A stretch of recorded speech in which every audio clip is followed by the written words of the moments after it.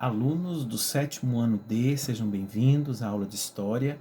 Hoje, 25 de setembro de 2020, vou fazer correção das atividades que passei no último dia 16 de setembro.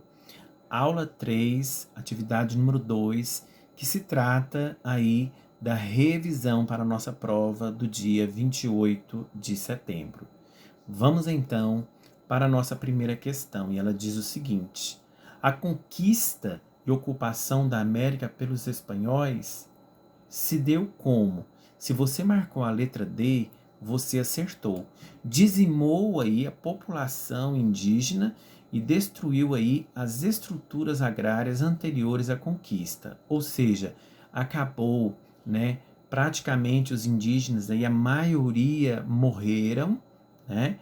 Seja de doenças ou através de guerras, e destruiu toda uma estrutura que existia antes mesmo dos europeus chegar aqui na América. Então, letra D, número 1.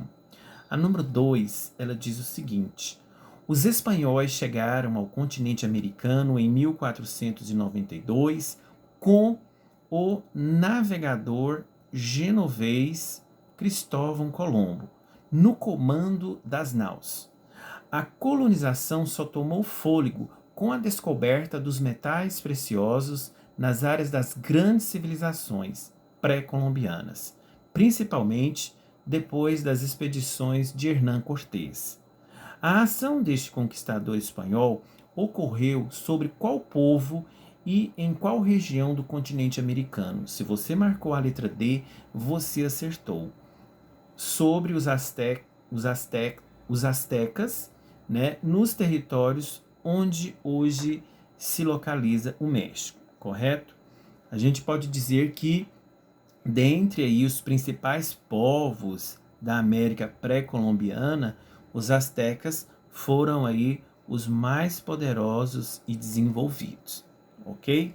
Vamos então para a questão número 3, e ela diz o seguinte: as duas principais atividades econômicas que Portugal e Espanha incentivaram na América no início da colonização foram respectivamente o quê? Se você marcou a letra D, você acertou. Foi a monocultura da cana-de-açúcar na América Portuguesa e a mineração de ouro e de prata na América Espanhola. Então, tanto na América Portuguesa e na América Espanhola, houve aí, né, atividades importantes que desenvolveu aí essas regiões, correto? Vamos então para a questão número 3.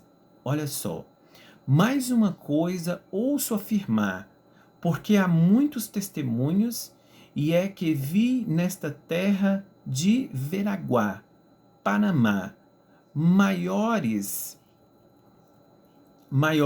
indícios de ouro nos 2 primeiros dias do que na Hispaniola, em 4 anos, e que as terras da região não podem ser mais bonitas nem mais bem lavradas.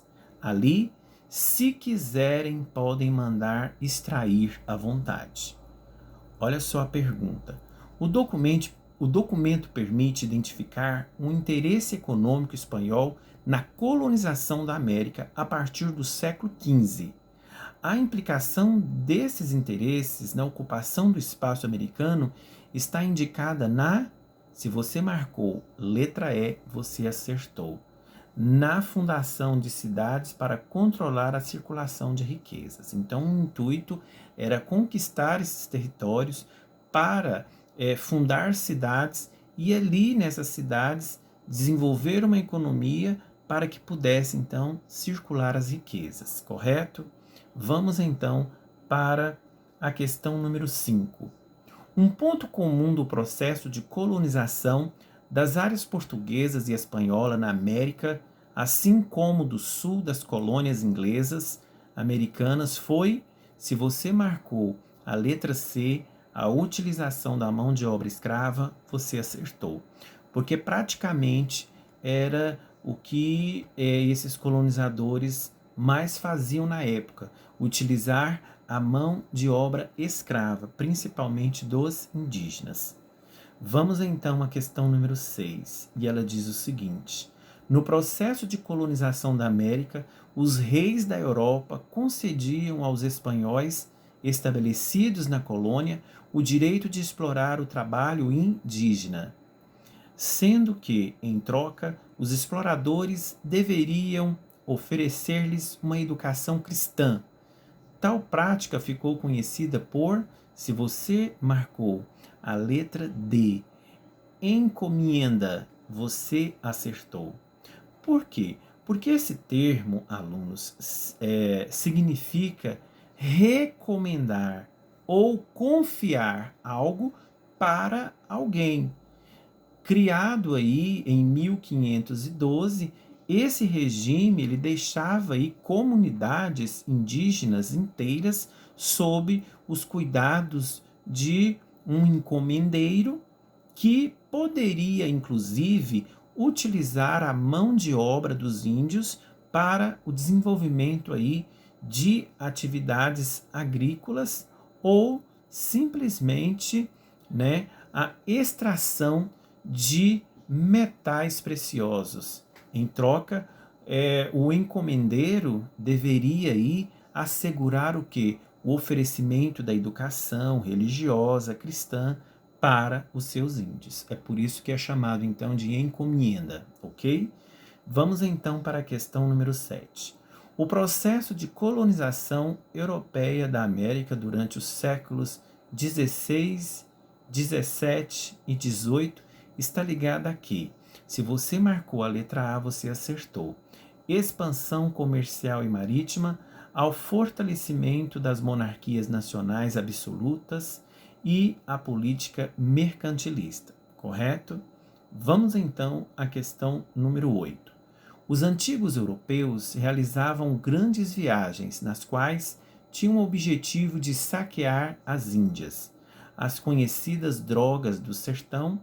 Em uma dessas viagens, um navegador acabou descobrindo o nosso continente, hoje conhecido como América. De que navegador nós estamos falando? Se você marcou a letra D, você acertou. Nós estamos falando do navegador Cristóvão Colombo, correto? A questão número 9, ela diz o seguinte: Colombo, navegador genovês do século XV, foi quem abriu os portões da América aos espanhóis. No entanto, ele morreu sem glória e prestígios. Tais atributos foram reservados pela coroa espanhola àqueles que conquistariam os impérios Inca e Aztecas. Alguns anos depois, identifique aí a alternativa onde se encontra estes dois conquistadores. Se você marcou a letra A, você acertou. Nós estamos falando dos grandes conquistadores Hernán Cortés e Francisco Pizarro, correto? Vamos então à questão número 10. Quais foram os primeiros povos a chegar à América? Se você marcou a letra B, espanhóis, você acertou, ok?